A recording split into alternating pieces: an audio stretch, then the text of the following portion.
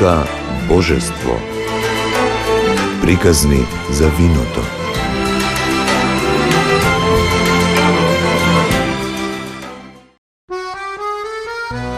Вкусот на виното го создаваат повеќе чинители. Основни компоненти кои влијаат на вкусот на виното се танинот, алкохолот, аромата, дабовината и киселоста. Танинот е силна супстанција која ја содржат кожата и семките, а го има и во чајот. Тој е природен конзерванс, кој овозможува виното да стои 10 па дури и 20 години. Алкохолот во виното од ладните краеви содржи околу 7%, а тоа од топлите краеви има и до 14% алкохол. Вината со малку шекер се суви, со нешто повеќе шекер се полусуви, а третата категорија се сладките вина.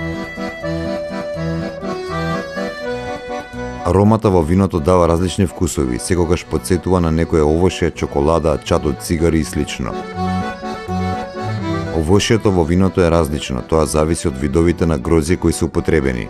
Многу вина созреваат или дури ферментираат во дабови буриња. Киселоста ја чува свежината на вкусот. Некогаш виното има лош вкус. Тоа најчесто се случува поради грешка во процесот на производството или ако виното не е чувано како што треба. Основни правила за конзумирање на храната и виното. Со остриги, школки и ладни ракови се конзумираат суви, пенливи, млади и бели вина. Со ладни предјадења, пршута, салама, шунка, кобасици, паштети и слично, се пијат суви бели вина или лесни розови вина.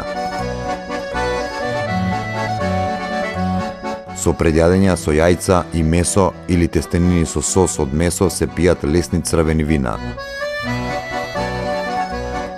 Со бела риба, варена и во сос одат најдобро одлежани бели вина.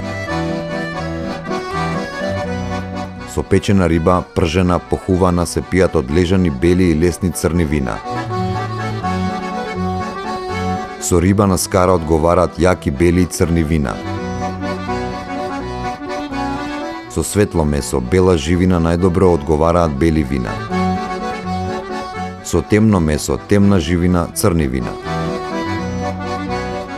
Со дивеч одат тешки, јаки црни вина. Со сирење, јадења од сирење најдобро одговара старо црно вино. Со колачи и сладолед се пијат полусуви, пенушливи, ароматизирани полусуви и сладки вина. Со овоше, ореви најчесто се пијат полусуви, пенушливи и природни десертни вина.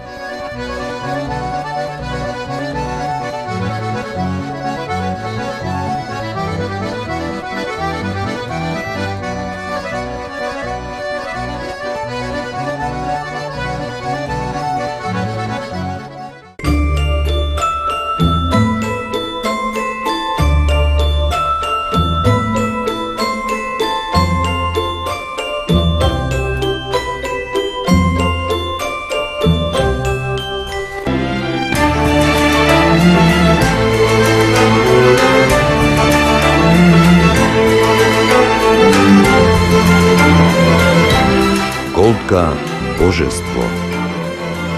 Приказни за виното.